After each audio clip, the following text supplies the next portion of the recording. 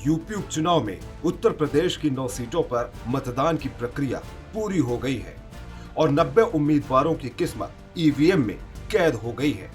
इसके परिणाम 23 नवंबर को आएंगे, जिसमें तय हो पाएगा कि किसके सिर पर ताज सजा है और किसको हार का सामना करना पड़ा है। वहीं अगर हम ओवरऑल 9 सीटों पर होने वाली वोटिंग की बात करें तो वोटिंग प्रतिशत 50% से भी कम हुआ, यानी 49.3% ही हुआ, जो कि 2022 की तुलना में कम है।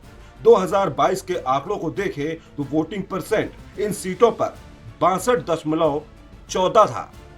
इस लिहाज से तकरीबन 13% कम वोटिंग हुई। अब आप भी सोच रहे होंगे कि आखिर क्यों इतने कम प्रतिशत मतदान हुआ है। वोटिंग कम होने की बड़ी वजह सामने आई है, जिनमें कहीं बवाल तो कहीं पुलिस प्रशासन के द्वारा की जा रही सख्ती को माना गया है। वहीं वोटिंग के दौरान सपा और बीजेपी के द्वारा आरोप और प्रत्यारोप का सिलसिला जारी रहा, जिनमें सपा सुप्रीमो अखिलेश यादव और डिप्टी सीएम केशव प्रसाद के बीच जुबानी जंग देखने को मिली थी, जिसने सियासी दलों की टेंशन को बढ़ा दिया था।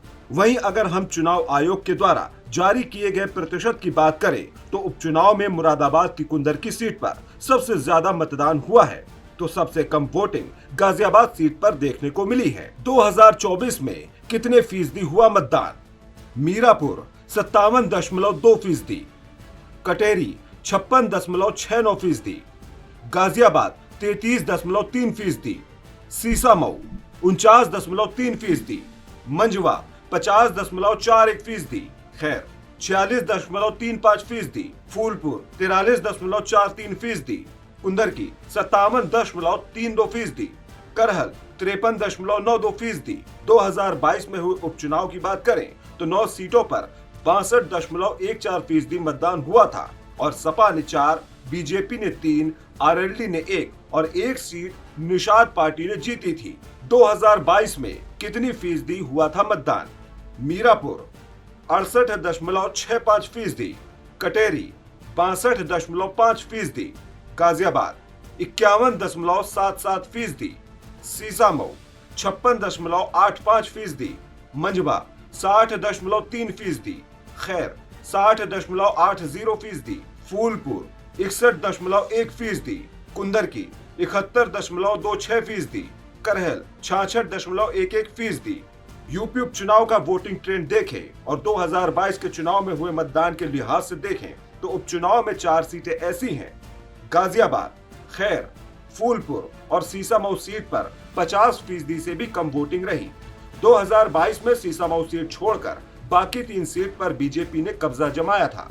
वहीं कुंदरकी, करहल, कटेरी और मीरापुर सीट पर 55% से ज्यादा वोटिंग उपचुनाव में हुई है। 2022 में मीरपुर छोड़कर बाकी की 3 सीटों पर सपा ने कब्जा जमाया था। मीरपुर सीट पर आरएलडी ने सपा के समर्थन से जीत दर्ज की थी। निषाद पार्टी के कब्जे वाली मंझवा सीट पर 50% से थोड़ा ज्यादा मतदान हुआ है, जहां पर इस बार बीजेपी ने अपना प्रत्याशी उतारा है। कुंदरकी सीट पर पिछले 3 चुनाव से 70% से ऊपर ही वोटिंग रही है, लेकिन उपचुनाव में 57.7% मतदान हुआ। इस तरह 13% कम मतदान रहा। इसी ट्रेंड से हर सीट पर कम मतदान हुए हैं, लेकिन 2022 की तुलना में सबसे कम मतदान फूलपुर सीट पर देखा गया है, जहां पर 18% कम वोटिंग रही है। सीसामऊ में महज 6% की कमी इस बार के उपचुनाव में रही है।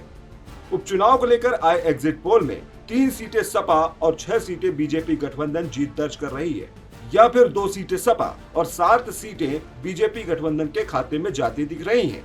2022 में इन 9 सीटों में से सपा ने 4, बीजेपी ने 3 सीटें जीती थी।